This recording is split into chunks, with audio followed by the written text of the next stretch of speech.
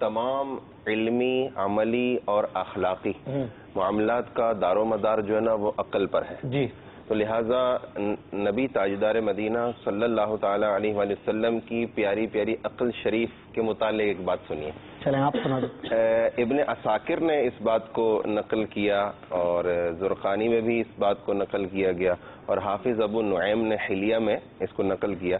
وہب بن منبہ رحمۃ اللہ تعالی نے بہت بڑے بزرگ ہیں، فرماتے ہیں کہ میں نے 71 کتابوں میں یہ بات پڑھی ہے، 71 کتابوں میں یہ بات پڑھی ہے کہ جب سے دنیا عالم وجود میں آئی ہے اس وقت سے قیامت تک کے تمام انسانوں کی عقلوں کا اگر صاحب خلق عظیم صلی اللہ تعالی علیہ وآلہ وسلم کی عقل شریف سے موازنہ کیا جائے تو تمام انسانوں کی عقل کو سرکار مدینہ صلی اللہ تعالی علیہ وآلہ وسلم کی عقل شریف سے وہی نسبت ہے جو ایک ریت کے ذرے کو تمام دنیا کے ریگستانوں سے نسبت ہے.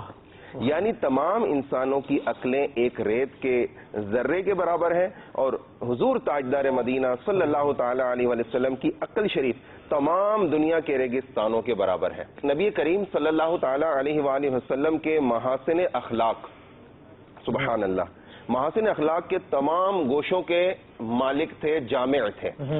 یعنی حلم و عفو، رحم و کرم، عدل و انصاف، جود و سخا، ایثار و قربانی، مہمان نوازی، عدم تشدد، شجاعت، ایفاء عہد، حسن معاملہ، صبر و قناعت، نرم گفتاری، خوش روئی، ملن ساری، مساوات، غم خواری، سادگی اور بے تکلفی، تواضع، انکساری، حیاداری کی اتنی بلند منزلوں پر نبی تاجدار مدینہ صلی اللہ تعالی علیہ وآلہ وسلم فائز و سرفراز ہیں کہ عائشہ الصدیقہ رضی اللہ تعالی عنہا نے ایک جملے میں اس کی صحیح تصویر کھینچتے ہوئے ارشاد فرمایا کان خلقہ القرآن. سبحان اللہ. یعنی تعلیمات قرآن پر پورا عمل، یہی آپ صلی اللہ تعالی علیہ وآلہ وسلم کے اخلاق تھے.